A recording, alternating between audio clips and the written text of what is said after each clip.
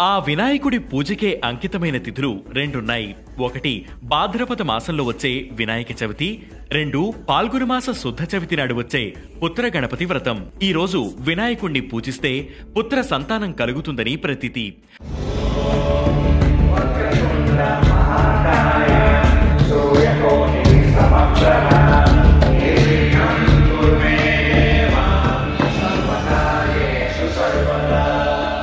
పార్వతీదేవి చేతిలో రూపుదిద్దుకున్న వినాయకుడి శిరస్సును శివుడు ఖండించిన కథ తెలిసిందే. ఆ తర్వాత తన తప్పు తెలుసుకుని గజాసురుని శిరస్సుతో ఆ పిల్లవాడిని బతికించారు. ఆ సమయంలో పార్వతి ఒడిలో ఉన్న గణేశుణ్ణి చూసేందుకు సకల దేవతలు కైలాసానికి చేరుకున్నారట. వారి ఆశీస్సులు స్తుతిని విన్న అమ్మవారు ఫాల్గుణ శుద్ధ చవితి రోజున వినాయకుణ్ణి స్తుతించి తనకు ఎవరైతే నువ్వులు బెల్లము నివేదన చేస్తారో వాళ్లకు కూడా పుత్రాభివృద్ధి జరుగుతుందని ఆశీర్వదించారు. పూర్వం చక్రవర్తుల నుంచి సామాన్యుల వరకు సంతానం లేనివారు ఈ వ్రతాన్ని ఆచరించేందుకు ప్రయత్నించేవారట.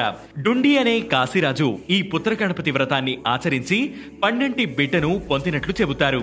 ఈ రోజు ఉపవాస దీక్ష చేపట్టి వినాయకుణ్ణి షోడశ ఉపచారాలతో పూజించి నువ్వులు బెల్లం నైవేద్యంగా సమర్పించాలి. సాయంత్ర వేళలో కూడా స్వామిని పూజించి ఉపవాసాన్ని విరమించాలి. పూజ సమయంలో పుత్రగణపతి స్తోత్రాన్ని పఠిస్తే స్వామి అనుగ్రహం లభించి సంతానం కలుగుతుందని భక్తుల నమ్మకం.